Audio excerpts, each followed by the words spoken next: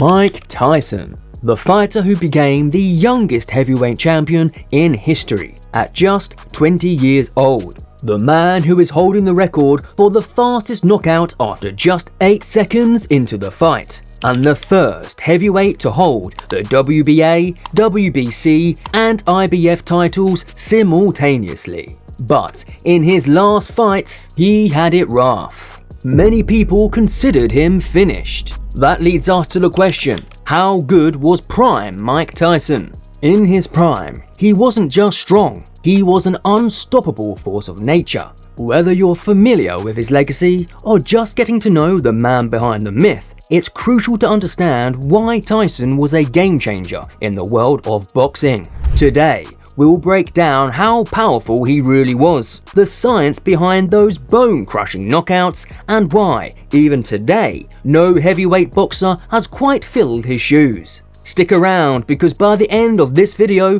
you'll see why Tyson at his peak was a whole different beast. Mike Tyson's journey into boxing began in his early teenage years, shaped by a troubled upbringing in Brooklyn, New York. After multiple run-ins with the law, Tyson was sent to a juvenile detention center where his raw talent for fighting was first noticed by counselor and former boxer Bobby Stewart. Stewart introduced Tyson to legendary trainer Cus D'Amato, who saw immense potential in the young fighter. D'Amato became a father figure to Tyson and took him under his wing, honing his boxing skills and teaching him the peekaboo style that would later define his career. Under D'Amato's guidance, Tyson's natural power and aggression were refined, setting the foundation for his future as a boxing champion.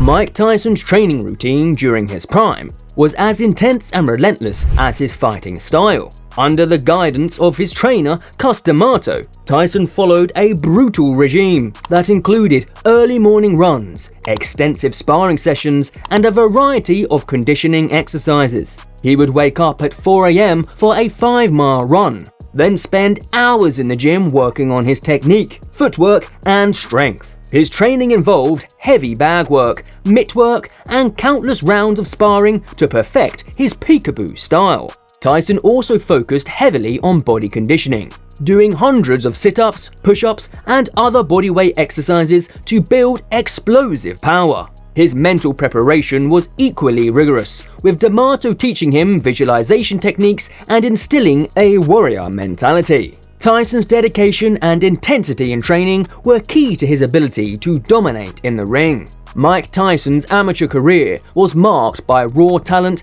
and fierce power. He won gold medals at the Junior Olympic Games in both 1981 and 1982, where he became known for his devastating knockouts. One of his most notable moments came in 1982, when he set a Junior Olympic record by knocking out his opponent in just 8 seconds. Tyson's amateur career, with a record of 48 wins and 6 losses, showcased his explosive style and hinted at the dominance he would later bring to the professional ring. If you made it this far into the video, please take 5 seconds to like, subscribe, and leave a comment. That's it, let's get back to the video. Mike Tyson turned professional on March 6, 1985 at just 18 years old. His debut fight set the tone for what was to come, as he knocked out Hector Mercedes in the first round. This marked the beginning of Tyson's rapid ascent in the boxing world. His early fights were nothing short of spectacular,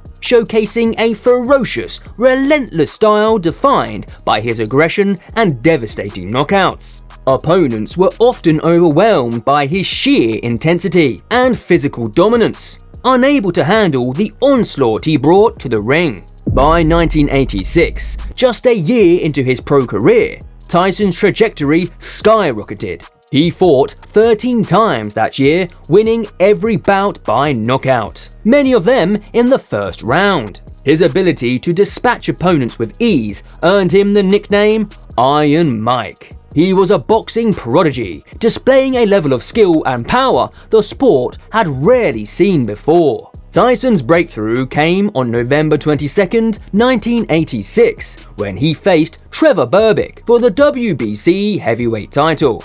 Berbick, known as the last man to defeat Muhammad Ali, was expected to give Tyson a tough challenge. However, Tyson dominated, knocking Berbick down 3 times in 2 rounds before the fight was stopped. At just 20 years old, Tyson became the youngest heavyweight champion in history, a record that still stands today. After securing the WBC title, Tyson set his sights on unifying the heavyweight division. In 1987, he fought James Bone Crusher Smith for the WBA title and Tony Tucker for the IBF title. Both fights went the distance, but Tyson won both by unanimous decision, becoming the first heavyweight to hold the WBC, WBA, and IBF titles simultaneously. His dominance in the ring was clear.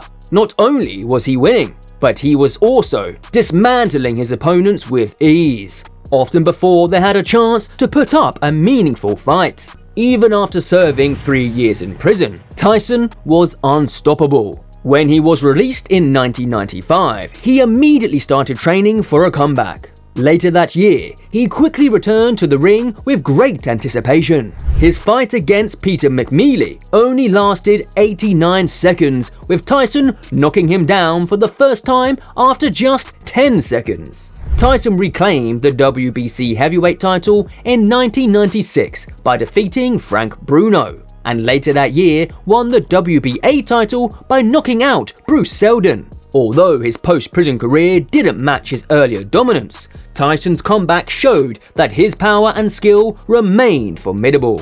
Much of Tyson's success can be credited to the peekaboo style, taught to him by legendary trainer Cus D'Amato.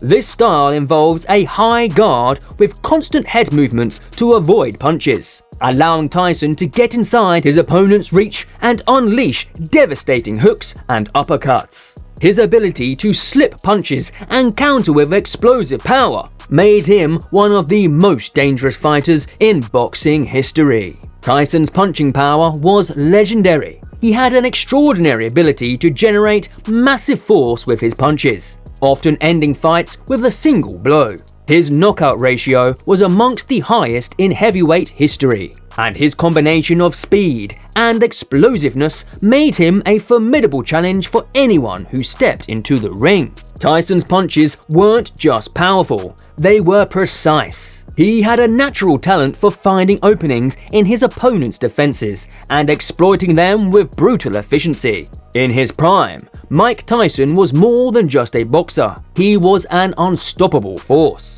His reputation often preceded him, with many opponents mentally defeated before even stepping into the ring, intimidated by Tyson's ferocity and the menacing aura he carried. His pre-fight stare-downs became iconic as he fixed his cold, unblinking gaze on his opponent, projecting a sense of impending doom that was often a precursor to his devastating in-ring performances. Mike Tyson's professional career record stands as one of the most impressive in heavyweight boxing history. He fought 58 times, winning 50 of those bouts, with 44 coming by way of knockout. Tyson's ferocious power and speed made him a knockout artist, earning him victories in many of his early fights within the first round. Although he suffered 6 losses later in his career, Tyson's reign in the late 1980s remains legendary. At his peak, Tyson unified the heavyweight division and became the youngest heavyweight champion in history, a record that still stands today. Tyson's legacy transcends boxing. Known for his unmatched power, speed, and intensity, he redefined what it meant to be a heavyweight champion. His dominance and ability to captivate audiences worldwide left an indelible mark on the sport. Before the ring, Tyson's cultural impact is immense. He remains a pop culture icon, influencing generations of fighters and fans alike. Despite his ups and downs, Tyson's name is synonymous with raw talent, resilience, and the spirit of a true fighter. If you had fun watching this video, make sure to leave a like and subscribe. Until next time.